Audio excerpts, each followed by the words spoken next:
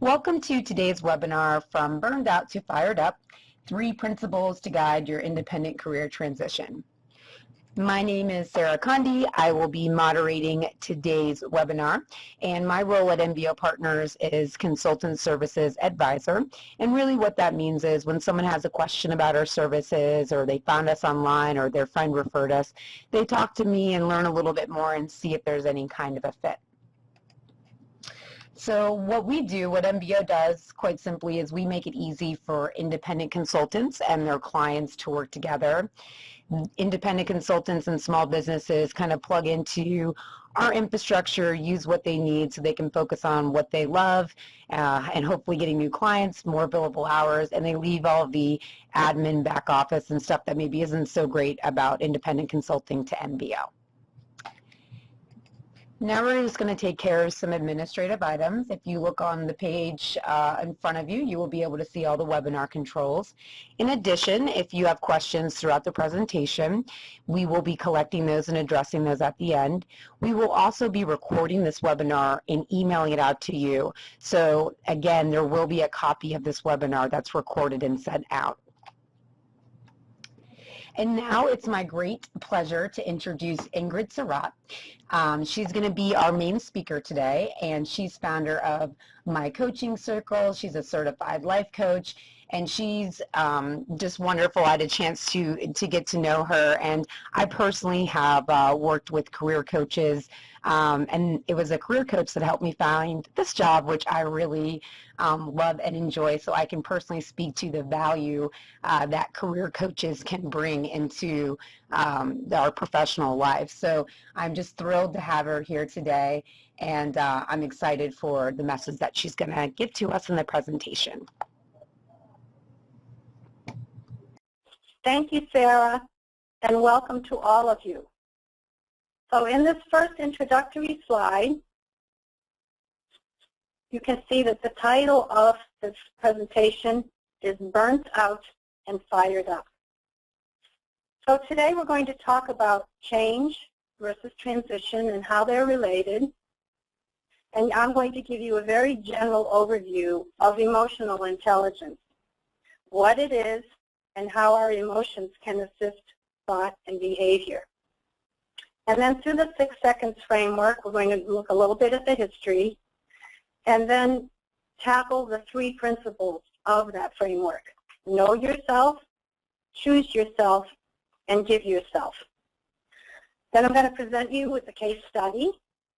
We'll talk about next steps, and then we'll leave some time for questions at the end. So just a note about this picture. The burning heart is just not in it anymore in terms of what you're doing.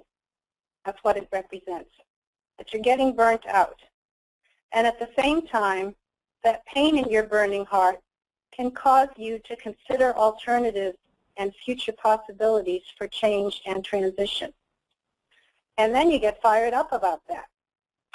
So first, let's explore the definition of things.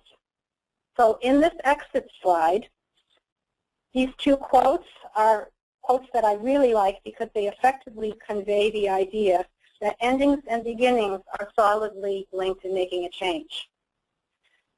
So as T.S. Eliot says, and to make an end is to make a beginning. The end is where we start from. And then there is a time for departure, even when there is no certain place to go, by Tennessee Williams. So what's the definition of change and transition? Change is the outcome, the destination. Those desired outcomes are what I call welcome changes. And of course, we can also experience unwelcome changes. But today we're going to focus more on those welcome changes. So in life coaching terms, those desired outcomes are what you want to have happen, your goals, which for most of you might include becoming an independent consultant, or once you've gotten there, your goals may include making your new business successful. But in order for that to happen, you need to go through a period of transition. And that is the process of making that change, that in-between stage of endings and beginnings, letting go of the old, making way for the new. And this transition, your path to making your dreams and aspirations come true, is what life coaching is all about. First, you set your goals, your short-term and long-term goals, and then you set a path and an action plan to do that. And that can be very difficult, challenging, and chaotic, but exciting at the same time. So making a change involves going through a series of transitions. So in this next image, terraciting,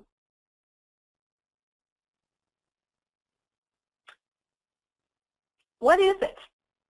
So I'm going to announce a little contest. If you think you know what this is, email me, and I'll give you the contact information for me at the end of this presentation. And the first person who identifies this correctly is going to get from me a prize, the Strengths Finder book by Tom Rath. He works with Gallup. And in this book, you get a CD that steps you through an assessment to identify your top 5 strengths. So anyway, terraciting is my word for being excited and terrified at the same time. This image seems to capture that feeling really well. So what tools do you need to make that transition calmer and smoother, rather than being tossed around by that roller coaster ride of being terrified and excited? So there are ways to stay in greater control. You are in control, not the other way around. In looking at the MBO Partners annual report, I was struck by how many people who had become independent consultants stated that they wanted to be their own boss and to love what they do, to find purpose and fulfillment. So this seems to be a really strong motivation. Is that what excites you? This is where applying your EQ skills can be really helpful. And I'm going to be referring to emotional intelligence as EQ. Let's help you become more excited than terrified. So emotional intelligence.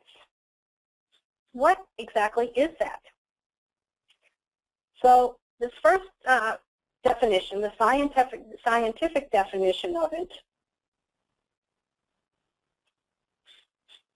shows that it has more to do with understanding that emotions and feelings are messages that help you to make wise and balanced decisions. So let me just read this to you. Emotional intelligence is the ability to perceive emotions, to access and generate emotions so as to assist thought, to understand emotions and emotional knowledge, and to reflectively regulate emotions so as to promote emotional and intellectual growth. Valavi and Mayer, 1999. So how do you decipher those messages? You embrace those emotions. And this is not about being touchy-feely. This is more about acknowledging your emotions and working with them rather than trying to have a head-in-the-sand approach and ignore them. They'll catch up to you eventually. So the first part of this EQ definition is to develop the ability to know what emotions you're feeling. The second part has to do with developing the ability to interpret those emotions by applying thought to them. Thirdly, by combining this emotional component with a thought process, you will develop a greater understanding of why you are feeling a certain way. And then the fourth part of this definition has to do with how you're going to deal with those thoughts and feelings in a positive and constructive way, both emotionally and intellectually. So that's pretty much the scientific definition. And what you're looking at now is the daily life definition, which is just another way of looking at it. Emotional intelligence is being smart with feelings so you can develop optimal relationships with yourself and others. So basically through this approach you can bring about fusion between your thoughts, feelings, and actions in a balanced and complementary way and form a partnership that will support you in developing a state of confidence rather than one of fear and anxiety. So this 6 seconds framework is really one of fusion between what you feel, what you think, and what you act, and them working together. So let me give you a little bit of history with this timeline. This field began to emerge 34 years ago in a publication in 1978, and so the concept of EQ was first introduced. And then, a little bit later, in 1990, Peter Salovey, who is a professor of psychology at Yale, and John Mayer, who's a professor of psychology at the University of New Hampshire, published a more advanced thinking on emotional intelligence through an article. And so the scientific definition that we just saw was developed by them. And then a more comprehensive treatment of emotional intelligence was introduced by Daniel Goleman from Harvard University in his book, Emotional Intelligence. So he really popularized the idea of EQ and is considered the father of it as a result. It's a great book, and one of the really important things that he said in it was that IQ will get you the job and EQ will keep you there.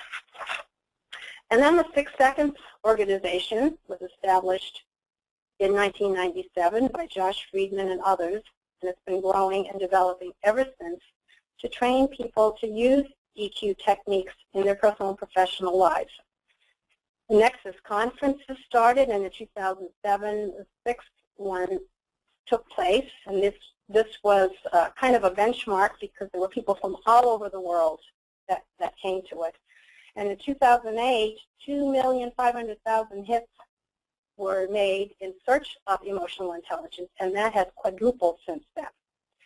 Now 6 Seconds has offices in 11 countries, and we develop models for leadership, school, and personal development. So, as Daniel Goleman says, EQ and IQ need to work together. So, are they partners in crime? In this next slide, we can see how that works. So you have a general idea now of what EQ is about and how emotions and intelligence can be used together to guide you through those life's challenges, particularly in dealing with that always moving cycle of change and transition. So as we look at these components of the partners in crime idea, compassion, reasoning, intelligence, motivation, and empathy, we can see how EQ mixes with IQ. Compassion, especially for yourself. Motivation, meaning the more intrinsic motivation. And empathy are the EQ skills that can be combined with reasoning and intelligence and form a great partnership. So it's not so much about heart versus mind as the two of them working together. So now that we've spent some time on defining change, transition, and emotional intelligence, let's get specific. So in this 6 Seconds framework, we can ask the question, why is it called 6 seconds? Brain science has shown that waiting 6 seconds before reacting to an event helps you to move from impulsive behavior to a more thoughtful, calm response that lines up your feelings, thoughts, and behaviors towards the same objective. And there are 5 main ideas that are part of the 6 Seconds philosophy. One is that wisdom lives within. So in the coaching world, we often say to our clients, you have the answers to your own questions. We just help you to find those. No way is the way is the second point. There's no particular right or wrong way. And number 3, the process is in the content. You try, you fail, you learn, and then guess what? You get to do it all over again. 1, 2, 3 pasta is basically about just do it. 1, 2, 3 pasta is something that was created by Josh Friedman's son, and basically with that idea, just go and do it. And then number 5 of the philosophy is that fish don't talk about water because they're in it. So we make a lot of assumptions and take a lot of things for granted. So you've been looking at this model of 6 seconds. It's based on the 6 seconds model for which I'm certified. And as you can see, there are 3 main principles of EQ that will help you through those periods of transition. Know yourself, choose yourself, and give yourself. And as you can see, there are competencies in each one of those principles, which we will talk about. For today's presentation, we're going to concentrate on the ones that are the most relevant. I will mention the others, but we're basically going to concentrate on just a few in each one of these realms. So in this next slide, you see a cat looking in the mirror. What matters most is how you see yourself. And it all starts with you. I bet you've heard that before, but it's really true. How you see yourself and what you believe you're capable of doing is really crucial to navigating the transitions in your life. Self-awareness is the key in making things happen, and there's a gazillion things out there, books, articles, workshops, seminars, speakers that talk about how important self-awareness is. Developing self-awareness and learning how to manage that moves you from you to we. When you first take care of yourself, you can then take care of others. So let's take a closer look at EQ by starting with you.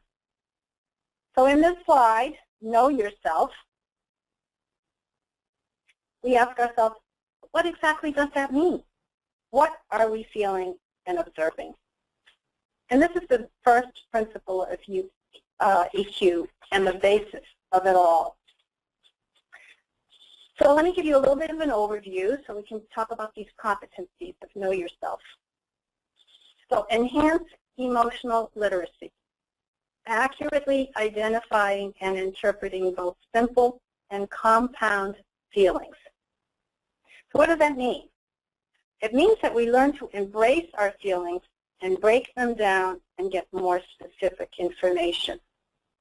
And then recognize patterns, acknowledging frequently recurring reactions and behaviors.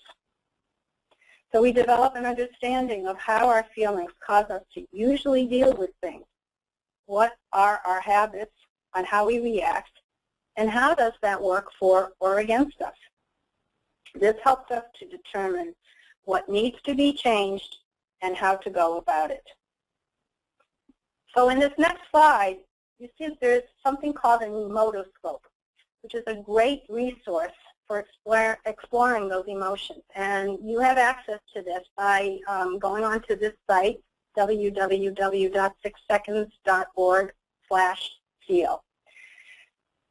So one thing that we all have in common is that we are emotional beings. And we experience 4 main emotions: mad, glad, sad, and fear. And confronting those emotions head-on and naming them by developing your EQ vocabulary and then putting thoughts to these feelings helps you to get more specific and consequently better decipher the messages that each emotion is conveying. And what happens when you're experiencing several different emotions at the same time? Understanding each one better and how they interact with each other can give us the information we need to act, not react. This comes in especially handy when we are feeling stressed and pressured.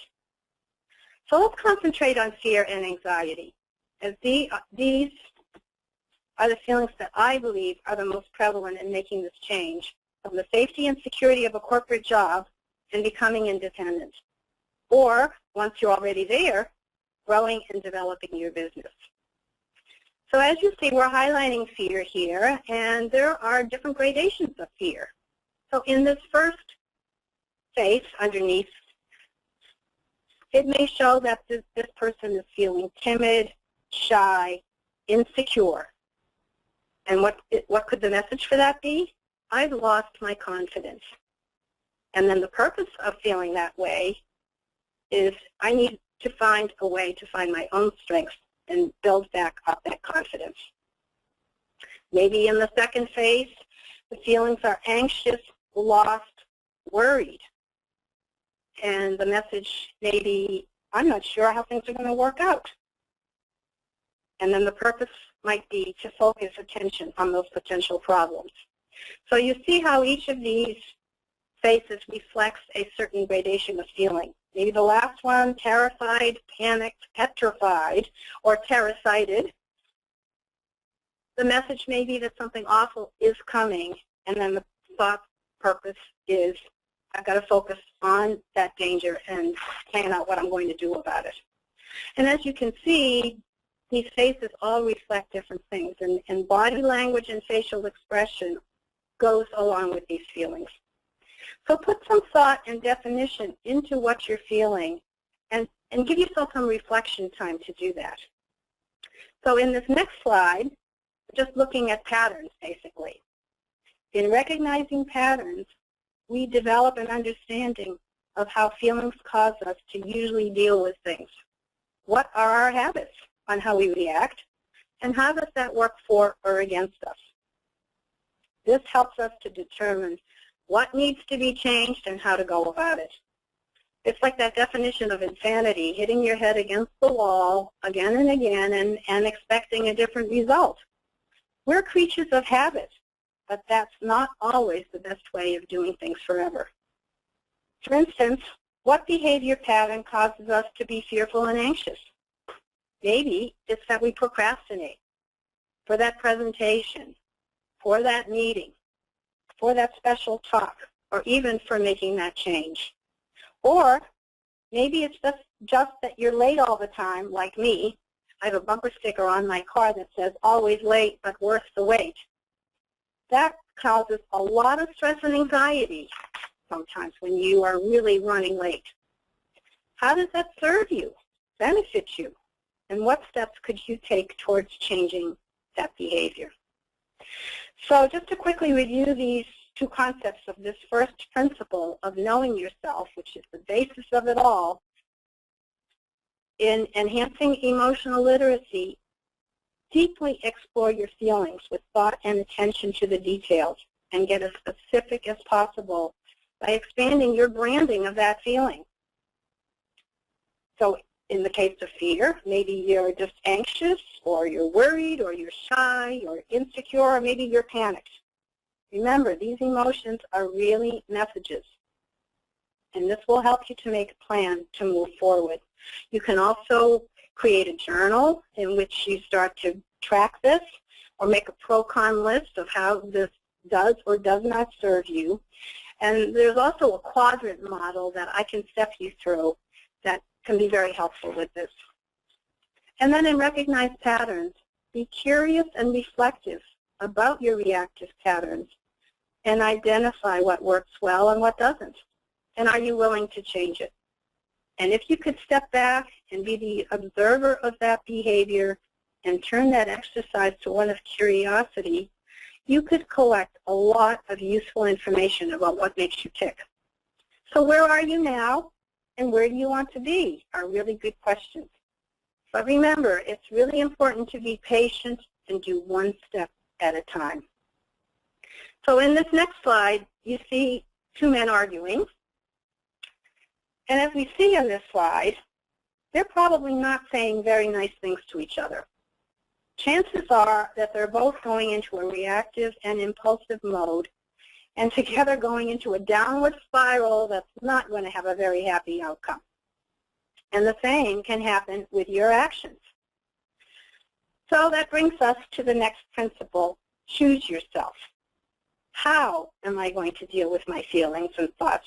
And how am I going to act to show up in the world? So this is the second main principle of emotional intelligence. So in this overview slide, you see that there are 4 competencies to this. And today we're only going to concentrate on 2 of these categories. They're all important, but in the interest of time and relevance to you, we're going to concentrate on applying consequential thinking and exercising optimism. So apply consequential thinking. Pause, evaluate the costs and the benefits. This concept is one of the most popular and difficult ones of developing EQ. This is what the 6 seconds idea is all about. Moving from an impulsive reaction to one that's calm and well thought out can make all the difference in getting results. So often we act before we think and then end up hurting ourselves and others in the process. If we thought out what the consequences of our words and actions might be, we most likely would create a much better outcome. For example, before you respond to a negative comment, take those 6 seconds and ask yourself the question, how am I going to respond to this? Or what do I want to have happen here? Apply some thought that may determine a much more positive outcome. Acting impulsively can get us into trouble if we don't think about those consequences. In considering leaving your job and going out on your own, what are the consequences and how do you feel about them? What are you willing to do and accept? What is most important to you? How can you move forward despite those challenges? And how can you feel the fear and do it anyway and not become paralyzed by that fear and anxiety? Asking yourself these reflective questions can help this thought process. And remember, your feelings are actually messages that can give you a lot of information that will help in making sound and balanced decisions on how to move forward. So a good mantra to repeat to yourself here is stop, breathe, think, and take those 6 seconds. And in making these important decisions, it's essential to slow down and carefully examine those consequences through mindfulness. Both short-term and long-term goals can be significantly affected by your actions. And that's why the concept of I'll sleep on it is so wise. So I'll just mention navigate emotions, transform feelings to be helpful, assess, harness, and use as a strategic resource. So it's closely tied with literacy of emotions. Once you've identified what you're feeling, you can move forward with how you're going to manage and communicate that information. And then engage intrinsic motivation. Build internal drivers based on personal values and commitments. So intrinsic motivation plays a significant role in this principle as well. To follow your own internal compass and gaining energy from your personal values and commitments is key in pursuing your goals. Translating your feelings into thoughts and actions that are fueled by this internal guidance system is a good way to become solid in your resolve and sense of purpose. Concentrating on this intuitive tool will also help you to minimize fear and anxiety and set boundaries as to how much influence everyone and everything else has on you. And it surely helps you in your response to outside stimuli. So just as an example, maybe someone who's overweight gets a lot of negative feedback from the external world, but he or she knows that he or she is smart, conscientious, hardworking, and responsible, and can improve herself that way. And so it doesn't matter to that person what the external pressures are. Or look at the case of Susan Boyle, who was really judged for how she appeared and how she got on stage and talked, and then she opened her mouth with this incredible voice, and it was just incredible what happened. This brings us to the next main point of emphasis, shift to optimism, creating hope for new possibilities. Creating hope for new possibilities is a very powerful motivator in being persistent and positive. As we've pointed out, transition is a process that takes time and energy and patience. Remember, anything worth doing is going to take time. Optimism is key in cultivating a mental attitude that enables you to view every challenge as an opportunity for growth and development. Appreciation for the lessons that those opportunities may provide helps you to access the tools that you need to be effective in coping with events that cause you to feel stress, pressure, fear, anxiety, worry, etc. Noticing how you're responding to these things helps you to move forward from a place of pessimism to one of optimism. A saying that I really like is, it's not so much what happens to you in life that matters, it's what you do with it. So putting an action plan in place helps you to visualize both the present and the future possibilities in a positive way, despite the setbacks and unexpected events. It encourages hope and intention and alleviates worry. Putting together what-if scenarios is a great exercise in emphasizing the positive and applying an approach of appreciation for what is and what may be. So just as a quick review of this second very important principle of choose yourself, in applying consequential thinking, stop, breathe, think, read the situation, ask yourself how you're feeling, what that means, and how are you going to respond and act in the most constructive, positive way and not be in impulsive, reactive mode. And in navigate emotions, now that you can identify what you're feeling and thinking and what those feelings and thoughts may mean, how are you going to communicate that to yourself and to the outside world? And engage intrinsic motivation. Use your feelings as messages and your thoughts as the action plan for relating those messages. Speak your truth and take action in a calm, balanced, and mindful way. Set boundaries. And lastly, shift to optimism. Concentrate on the positive and possible. Excuse me. Appreciate what does work and visualize the potential benefits of every situation. So I'd like to present a story of a colleague who has recently made the kind of challenge that either you are considering or have already made.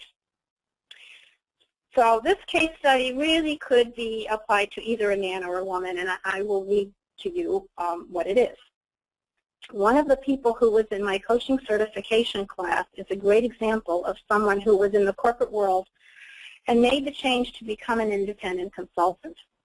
Once she finally decided to leave, she was able to make that transition in a smooth, calm way, using some of these EQ skills that we've been talking about. Kathy worked for 25 years in the corporate world in various HR capacities with increasing responsibilities.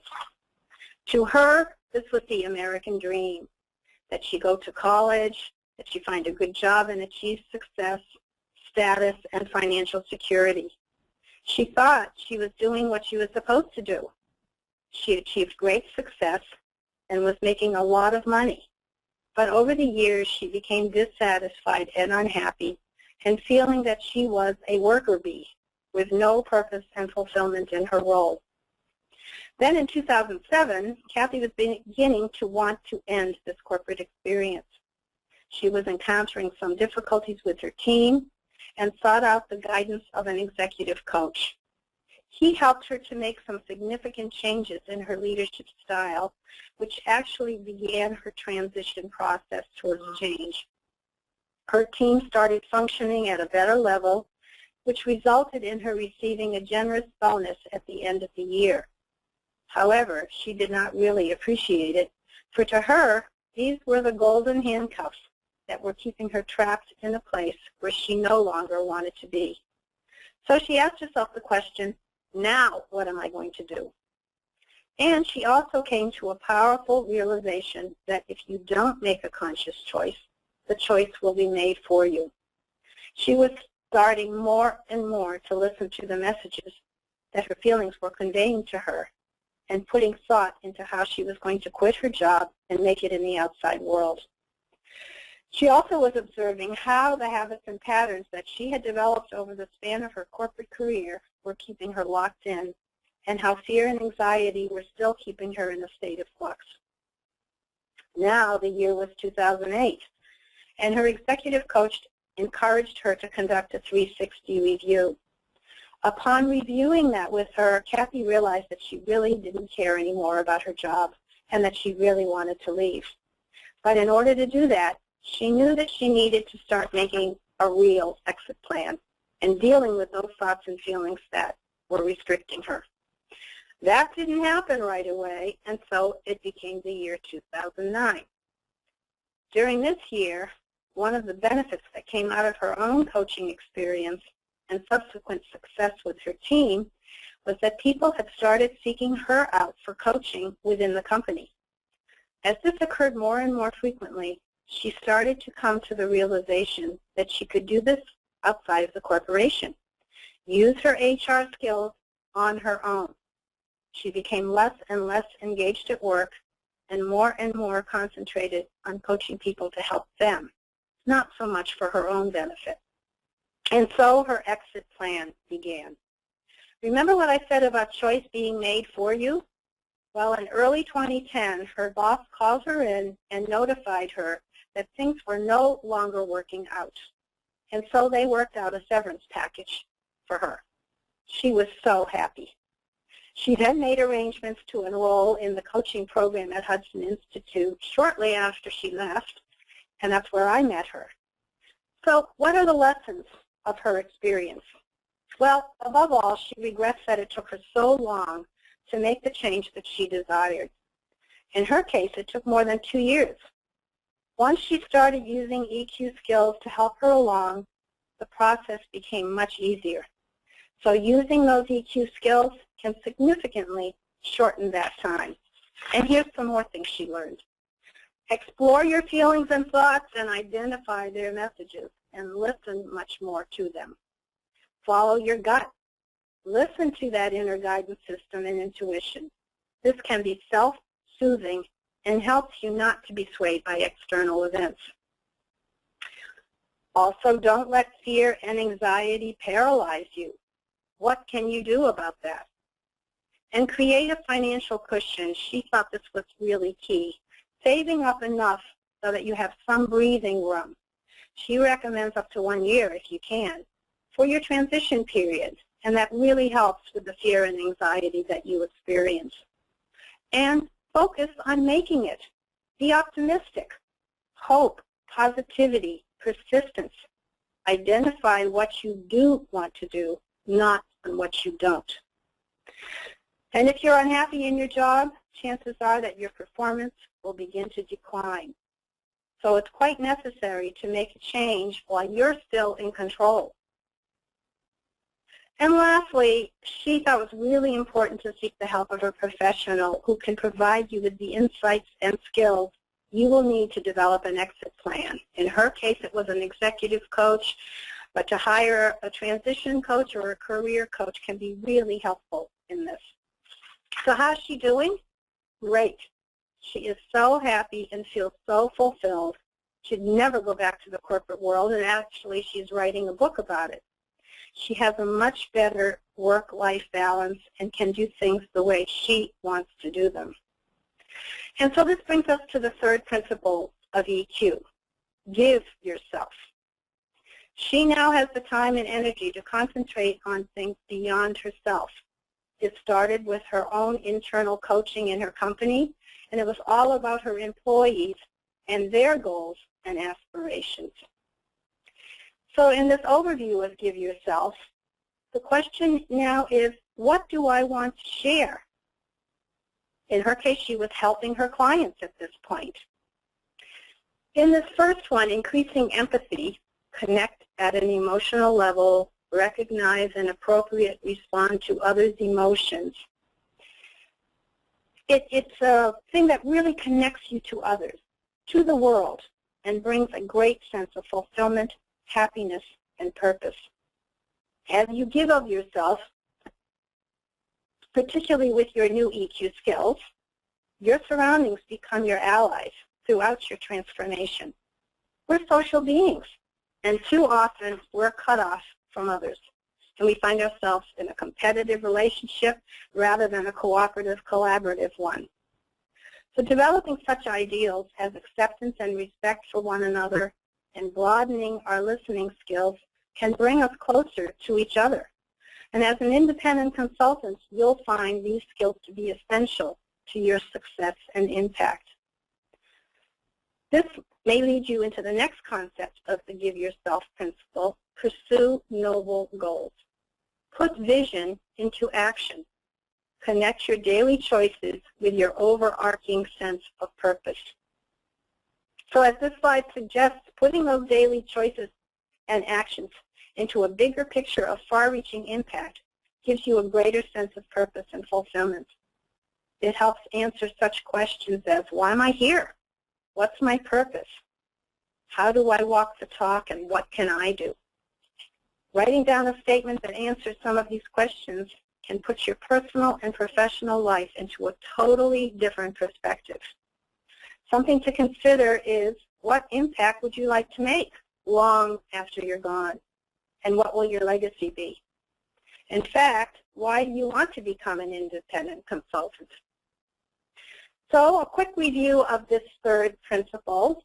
Increasing empathy means to practice some active listening with others and role play each other's ideas and perspectives and put yourself in their shoes. And in pursue noble goals, write down your own noble goal. What would you like to be remembered for? What would your obituary be like? So as I said in the beginning of this webinar, developing these EQ skills will help you to make it through your change and transition process in a smoother, calmer, and more balanced way. But remember, be patient and concentrate on one step at a time, and practice, practice, practice. So in addition to Daniel Goleman's book on EQ, I'd like to recommend 2 books to also help you along in this process. And in this next slide, you'll see a picture of each of them. One is called The Way of Transitions by William Bridges. In this book, Bridges takes his own personal journey through change and transition, and in the process illustrates what's effective and what is not. And he talks a lot about what he calls the neutral zone between that ending and that beginning of change. And then the other book is called Feel the Fear and Do It Anyway by Susan Jeffers. And this is a great book that I recommend to many of my clients. Jeffers provides many insights, but one of the most revealing ones is that fear never goes away. We just need to embrace it and use it to empower us to move forward.